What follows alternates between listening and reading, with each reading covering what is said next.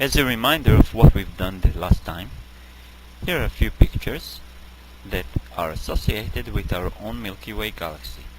We'll start with a picture of the Milky Way as you see it in a sky chart, the same one that we used when we stepped outside to look at the night sky. Of course, the picture will be in reverse, white becoming the dark of the sky, and the blue is the strip of the Milky Way.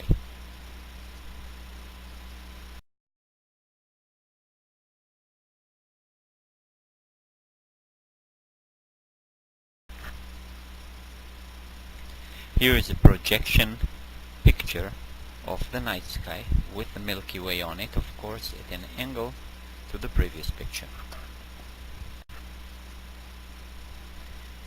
Here again is a picture of what Shapley figured out, which was that the globular clusters are not concentrated around us, but around a different part of the Milky Way.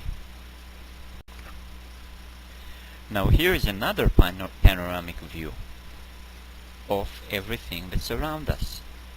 This line that you see across the sky is the Milky Way, and this time it's in the infrared part of the spectrum, a part of the spectrum not visible by our own eyes. Rather, this is including a lot of emission from dust and gas, and as a result we see a much more well-defined Milky Way.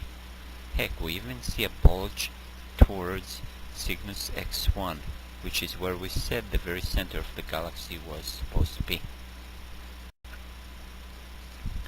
That's what the sky looks like in gamma ray part of the spectrum.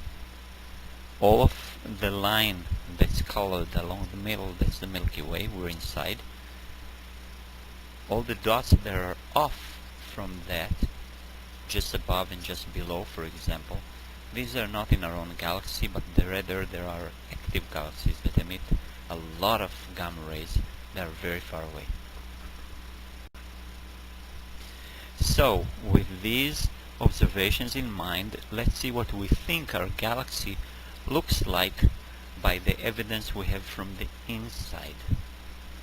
First of all, we believe there is a galactic bulge and an outer area. You can imagine taking the picture in front of you and swiveling around an axis that's at the center.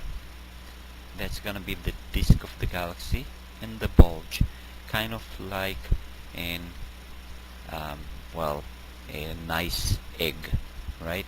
A nice sunny side up egg that's going both up and down. Here is that sunny side up egg again in a three-dimensional picture. Notice both the galactic bulge and the globular clusters that we've used in order to actually figure out the shape of the galaxy. And we can even see some of the spiral arms that surround the galaxy.